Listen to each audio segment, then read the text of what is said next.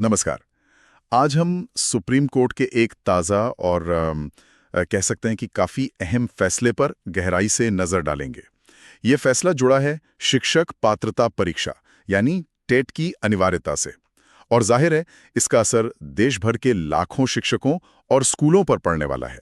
हमारी इस पूरी बातचीत का आधार है सुप्रीम कोर्ट का वो निर्णय जो अंजुमन इशाते तालीम ट्रस्ट बनाम महाराष्ट्र राज्य और अन्य मामले में आया है। और हमारा मकसद है कि इस फैसले के हर पहलू को मतलब बारीकी से समझें कि भाई ये किन शिक्षकों पर लागू है, कब से है, क्या कोई छूट है, और हाँ, शिक्षा की गुणवत्ता और शिक्षकों के अधिकारों के बीच ये फैसला कैसे एक संतुलन बनाने की कोशिश करता है। तो चलिए शुरू करते हैं।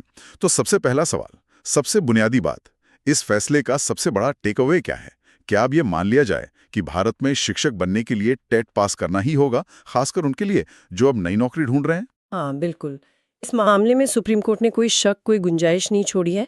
फैसले का सार यही है कि अगर कोई भी व्यक्ति, चाहे वो किसी भी स्कूल में हो, सरकारी हो, एडेड हो या प्राइवेट हो, अगर शिक्षक के नए पद के लिए आवेदन कर रहा है, हाँ, अल्पसंख्यक संस्थानों की बात हम थोड़ी देर में करेंगे, वो एक अलग पहलू है।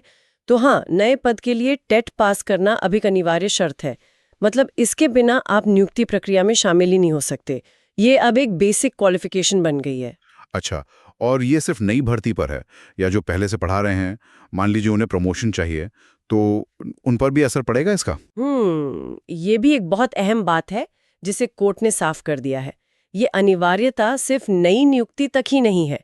अगर कोई शिक्षक जो पहले से सेवा में है, मतलब इन सर्विस शिक्षक, अगर वो प्रमोशन चाहते हैं, पदोन्नति चाहते हैं, तो उनके लिए भी टेट पास करना अब जरूरी बना दिया गया है।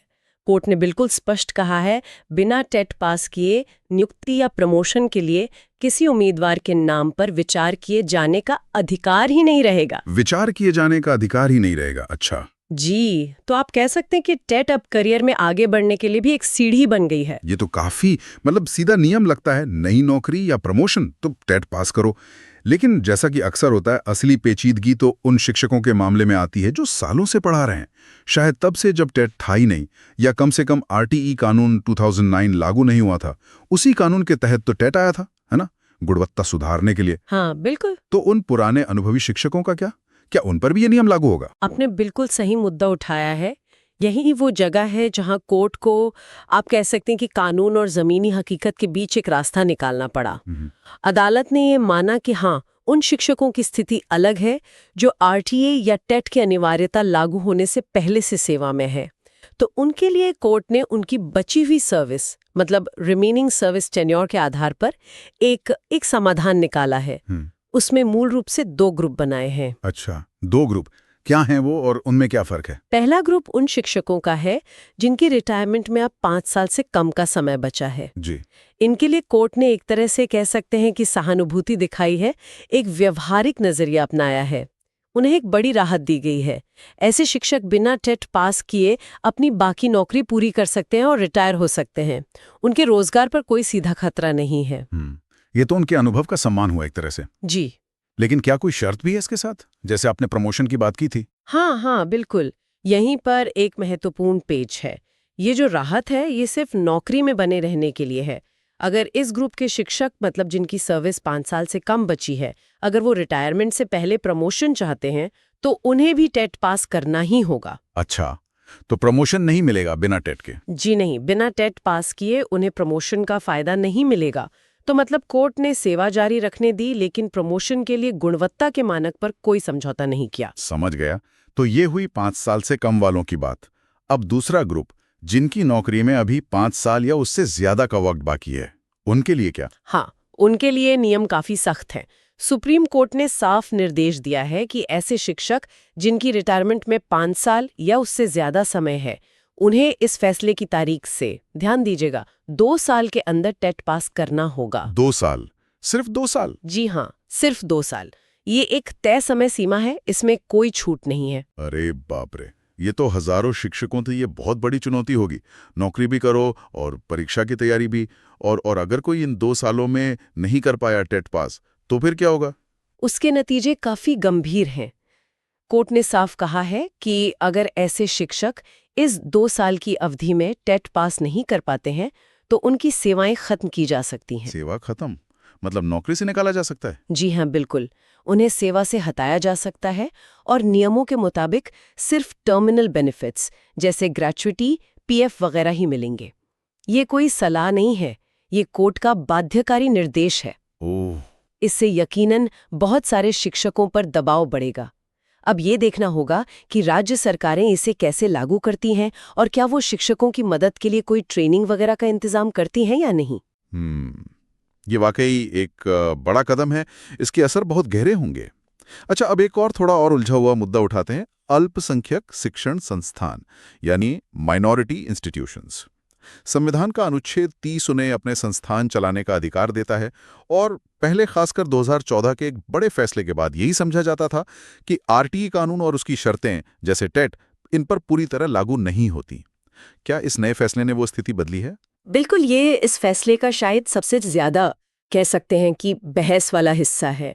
कोर्ट ने यहाँ एक पुरानी और काफी जटिल कानूनी गांठ को छुआ है।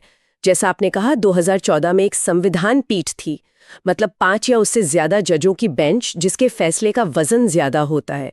उस बेंच ने फैसला दिया था कि आरटीई एक्ट के कुछ प्रावधान, खासकर जो स्कूलों के मैनेजमेंट और टीचर भर्ती से जुड़े हैं, वो अल्पसंख्यक स्कूलों पर लागू नहीं होंगे। तर्क ये था कि ये उनके अनुच्छेद 30 के अधिकारों में दखलंदाजी होगी। तो क्या इस बेंच ने उस 2014 के फैसले को बदल दिया है, पलट दिया है? नहीं, पलटा नहीं है, ये समझना जरूरी है, लेकिन उस पे गंभीर संदेह जरूर जताया है। गंभीर संदेह, इसका क्या मतलब होता है कानूनी भाषा में? देखिए, कानूनी प्रक्रिया में ये एक अहम बात है। ये जो मौजूदा बेंच है, ये शायद 2 या 3 जजों की थी। ये 2014 की संविधान पीठ से छोटी है, तो नियमों के हिसाब से छोटी बेंच बड़ी बेंच के फैसले को पलट नहीं सकती। वो सिर्फ उस पर अपनी असहमति जता सकती है, संदेह व्यक्त कर सकती है, या फिर मामले को दोबारा विचार के लिए एक बड़ी बेंच को भेजने की सिफारिश कर सकती है। इस केस में कोर्ट ने यही किया है। उन्होंने कहा है कि वो जो 2014 का फैसला था, जिसने अल्पसंख्यक संस्थानों को आरटीई के दायरे से बाहर रखा था, वो शायद सही कानूनी व्याख्या नहीं थी, खासकर तब जब मामला देश भर में शिक्षा की गुणवत्ता का हो और बच्चों के मौलिक अधिकार का हो, अनुच्छेद 21A के तहत अच्छी शिक्षा पाने का अधिकार। कोर्ट का इशारा ये है कि भाई टीचर की कम से कम योग्यता का जो स्टैंडर्ड है, वो तो शायद सभी स्कूलों पर एक जैसा लागू होना ही चाहिए। ये तो बहुत ही दिलचस्प मोड़ है। लेकिन अगर फैसला पलटा नहीं है तो फिलहाल अल्पसंख्यक संस्थानों के टीचरों के लिए क्या नियम है? क्या उन्हें टेट पास करना है या नहीं? नहीं, फिलहाल नहीं। यहीं पर स्थिति थोड़ी उलझी हुई है। संदेह जताने के बावजूद कोर्ट ने ये भी साफ किया कि जब तक 2014 के फैसले पर दोबारा विचार के लिए कोई बड़ी बेंच अंतिम फैसला नहीं ले लेती, तब तक वो 2014 वाला फैसला ही लागू माना जाएगा। अच्छा, इसका मतलब ये हुआ कि अभी की स्थिति में अल्पसंख्यक स्कूलों में जो टीचर नियुक्त होंगे, उन पर टेट की अनिवार्यता लागू नहीं होगी। तो आप कह सकती हैं कि ये एक तरह की अस्थायी राहत है उनके लिए, लेकिन भविष्य अनिश्चित है। सुप्रीम कोर्ट ने इशारा तो कर ही दिया है कि इस मुद्दे पर कानूनी स्थिति बदल सकती है और शायद आगे चलकर टेट उन पर भी लागू हो जाए। ये मामला भी खुला है, कह सकते हैं। यानी एक तरफ तो कोर्ट ने टेट को लगभग सबके लिए जरूरी बनाने का इरादा दिखाया, वहीं दूसरी तरफ पुराने फैसलों का और प्रैक्टिकल सिचुएशन का सम्मान करते हुए कुछ नरमी भी दिखाई, जैसे वो 5 साल से कम सर्विस वाले टीचर्स को राहत देना। क्या इस तरह का बैलेंस बनाने के लिए कोर्ट ने किसी खास संवैधानिक ताकत का इस्तेमाल किया? हाँ, आपने बिल्कुल सही पकड़ा। कोर्ट ने यहाँ संविधान के एक बहुत ही खास और शक्तिशाली प्रावधान का इस्तेमाल किया है, अनुच्छेद 142 यानी आर्टिकल 142। ये अनुच्छेद सुप्रीम कोर्ट को एक असाधारण शक्ति देता है। वो किसी भी पेंडिंग मामले में पूर्ण न्याय यानी कंप्लीट जस्टिस करने के लिए कोई भी जरूरी आदेश या डिक्री जारी कर सकता है। पूर्ण न्याय, इसका क्या मतलब है? मतलब जो कानून में लिखा है उससे भी हटकर? इसे आप ऐसे समझ सकती हैं कि अगर किसी मामले में जो मौजूदा कानून या नियम है उनसे पूरी तरह न्याय नहीं हो पा रहा, या किसी खास स्थिति में नियमों को सख्ती से लागू करने से अन्याय होने का डर है, तो सुप्रीम कोर्ट अनुच्छेद 142 का इस्तेमाल करके ऐसा ऑर्डर दे सकता है जो उस खास मामले में न्याय संगत हो। ये कानूनों से ऊपर नहीं है, बल्कि ये पक्का करने का एक तरीका है कि कानून का असली मकसद यानी न्याय पूरा हो। इस मामले में कोर्ट को लगा होगा कि भाई जो टीचर रिटायरमेंट के बिल्कुल करीब हैं, उन्हें अचानक से टेट पास करने को कहना शायद पूरी तरह न्यायपूर्ण न हो। उनकी सालों की सर्विस का भी ध्यान रखना था। अच्छा। तो अनुच्छेद 142 का इस्तेमाल करके उन्हें नौकरी में बने रहने की राहत दी गई। ये कोर्ट की न्याय करने की शक्ति का लचीलापन दिखाता है। लेकिन क्या इस शक्ति का इस्तेमाल करके मूल नियम को यानी टेट की अनिवार्यता को कमजोर तो नहीं कर दिया गया? नहीं, बिल्कुल नहीं। कोर्ट ने ये भी साफ कर दिया कि अनुच्छेद 142 के तहत जो राहतें दी हैं वो अपवाद है, नियम नहीं। जो मूल सिद्धांत है कि नई नियुक्ति और प्रमोशन के लिए टेट अनिवार्य है, उसे पूरी मजबूती से स्थापित किया गया है।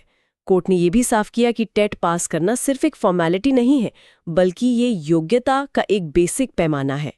तो अनुच्छेद 142 का इस्तेमाल संतुलन बनाने के लिए हुआ, टेट की अहमियत कम करने के लिए नहीं। ये दिखाता है कि कोर्ट नियमों को लागू करते समय मानवीय पहलू भी देखता है। हाँ, अब ये पूरी तस्वीर काफी साफ हो रही है।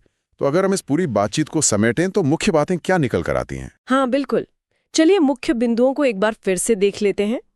पहला, किसी भी नई टीचर भर्ती या जो टीचर पहले से नौकरी में है, उनके प्रमोशन के लिए टेट पास करना अब बिल्कुल जरूरी है।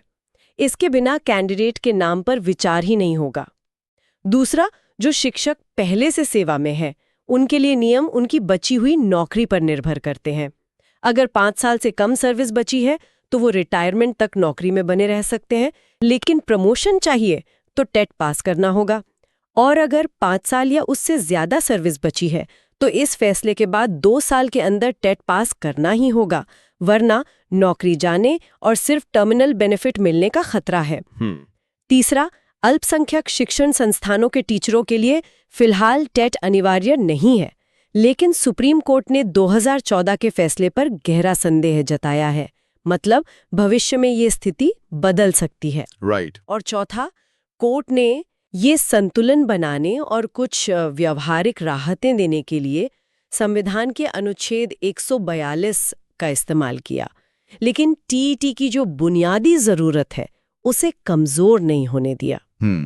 ये वाकई एक बहुत ही कह सकते हैं कि मल्टी लेयर्ड फैसला है। ये सिर्फ टीईटी के बारे में नहीं है, ये शिक्षा की क्वालिटी, टीचर्स के सर्विस रूल्स, संवैधानिक अधिकार और न्याय के सिद्धांतों के बीच एक जटिल संतुलन साधने की कोशिश है। बिल्कुल। और अगर हम इसे थोड़ा और बड़े कैनवस पे देखें तो ये फैसला शिक्षा के अधिकार कानून यानी आरटीई के मूल मकसद को मजबूत करने की दिशा में एक कदम है। आरटीई का लक्ष्य सिर्फ बच्चों को स्कूल लाना नहीं था, बल्कि उन्हें योग्य टीचरों से क्वालिटी एजुकेशन दिलाना भी था। टीईटी उसी क्वालिटी को पक्का करने का एक टूल है।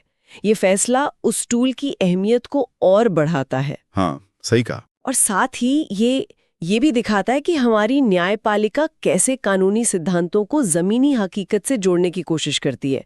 नियम बनाना एक बात है, लेकिन उन्हें लाखों लोगों पर लागू करने में जो मुश्किलें आती हैं, उनका हल खोजना दूसरी। अनुच्छेद 142 का इस्तेमाल और सर्विस के आधार पर ये जो वर्गीकरण किया गया है, ये उसी व्यवहारिक न्याय की तलाश को दिखाता है। और यहीं पर इस चर्चा के आखिर में एक सोचने वाला सवाल खड़ा होता है, खासकर अल्पसंख्यक संस्थानों के संदर्भ में। सुप्रीम कोर्ट ने 2014 के फैसले पर जो संदेह जताया है वो एक बड़ा संकेत है। तो सोचने वाली बात यह है कि अगर भविष्य में टीईटी या आरटीई के दूसरे क्वालिटी स्टैंडर्ड्स अल्पसंख्यक संस्थानों पर भी लागू होते हैं, तो इसका भारत में शैक्षिक मानकों की एकरूपता मतलब यूनिफॉर्मिटी और संस्थानों की अपनी प्रशासनिक स्वायत्तता यानी ऑटोनॉमी के बीच जो एक नाजुक संतुलन है, उस पर क्या असर पड़ेगा?